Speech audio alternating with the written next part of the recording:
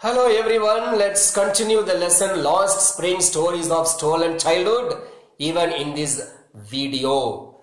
This is the third video of this series. In the previous video, we came to know that the boy was willing to join the school of the narrator. So he came running to meet her as she visited his place after a few days. And she felt embarrassed for having made such a false promise because she never meant it. Then we also came to know the meaning of the name Sahibi Alam, Lord of the Universe. And we also came to know that there is an irony in the name. There is no irony in the name itself, but the name is given to this poor boy, therefore there is an irony. Then we also came to know that the boys here do not have a slipper. They go around barefoot. Now let's continue. So please keep the textbook with you ready and follow it. Okay. Even if she did, he will throw them off at another who is wearing shoes that do not match. When I comment on it, he shuffles his feet and says nothing. I want shoes, says a third boy who has never owned a pair in his life. Traveling across the country, I have seen children walking barefoot in cities, on village roads. It's not lack of money, but a tradition to stay barefoot is one explanation. I wonder if this is only an excuse to explain a perpetual state of poverty. Okay, now some explanation of words. Shuffles, what does it mean? Slides over each other. That's the meaning of shuffles. He kept his leg shuffling to hide that he was wearing two different numbers of shoes. Perpetual state of poverty means endless poverty. That's the meaning. Now let's try to understand the meanings of these few lines which I read. Here the narrator is talking about another boy who was wearing a different shoe in each foot. Said that even if his mother would have given him the footwear, he would have thrown it away. What did he mean? He meant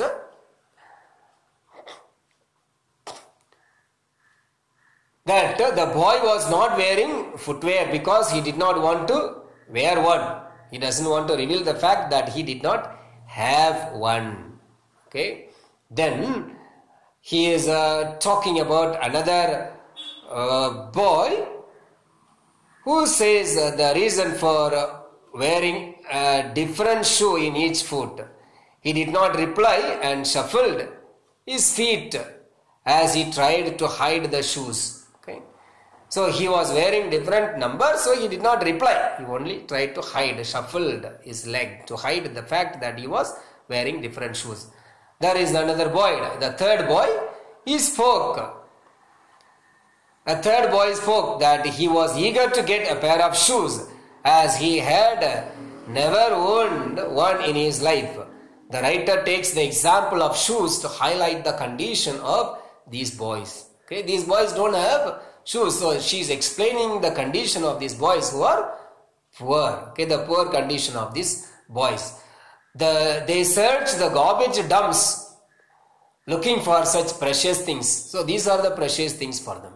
These are shoes, maybe some other useful materials they find in the garbage dumps. That is why they say that this is gold for them. The narrator says that these are gold for them. She further tells us that she traveled across the country. She had seen many children walking barefoot in cities as well as the villages. Okay, they reasoned that they were barefoot not due to lack of money to buy footwear, but being barefoot was a tradition for them. They say that there is a tradition for them, but the reality is different as understood.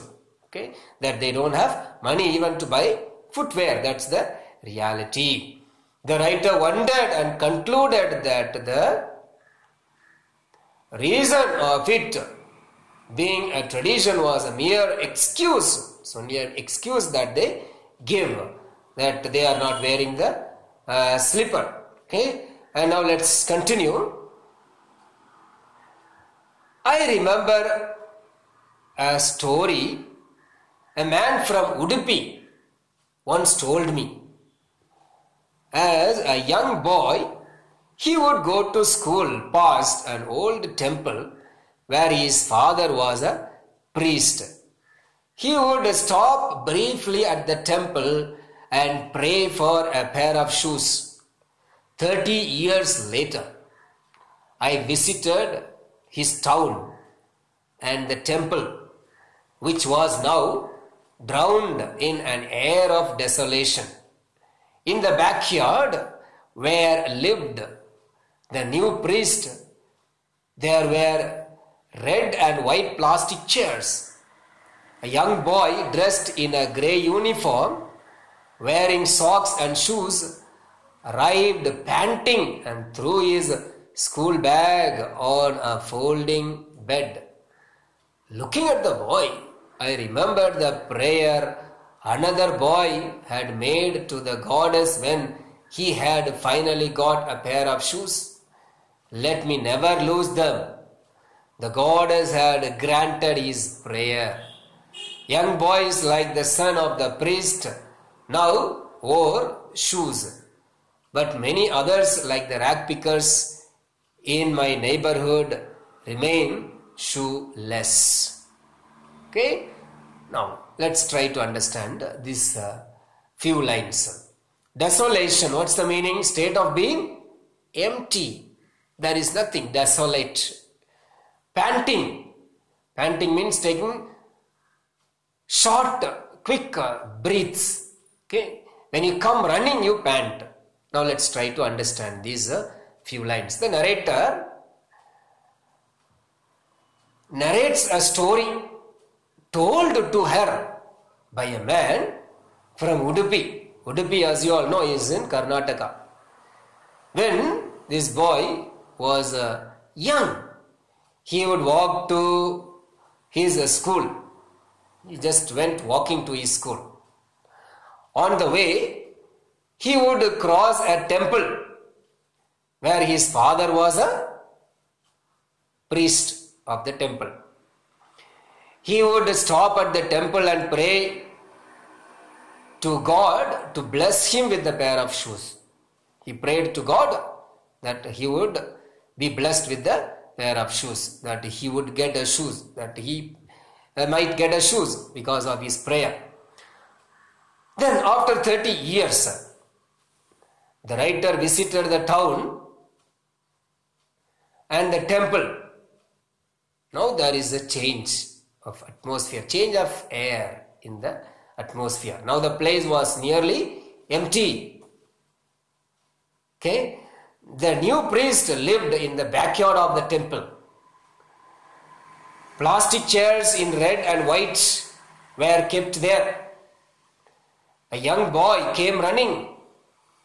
He was wearing grey colored school uniform, socks and shoes. Okay, now there are many who wear shoes. Okay, time has changed. They go to school also. So after the school only, this boy comes running. He had a school bag hung on his shoulders. He threw it on the bed and ran away. The writer wants to say that the financial position of the priest at the temple had improved over the last 30 years. Now, he could afford shoes for his children. She was reminded of another boy who got a pair of shoes. He prayed to the goddess that he may never lose the shoes that he had got. The goddess had granted the prayer that he had made. This shows us that the underprivileged value anything that they get because they have been longing for it. So here in this part we come to know about these underprivileged children. They long for something which they don't have because they don't have money. They want to have it and they long for it. That is why the narrator has given the example of the shoes and slippers. They want to wear it but they don't have money to buy. That is why they scrounge the dump yard to find out whether they could find one there. Okay, so with this, let's continue this video. The remaining we shall talk about it in my next video. Okay, take care.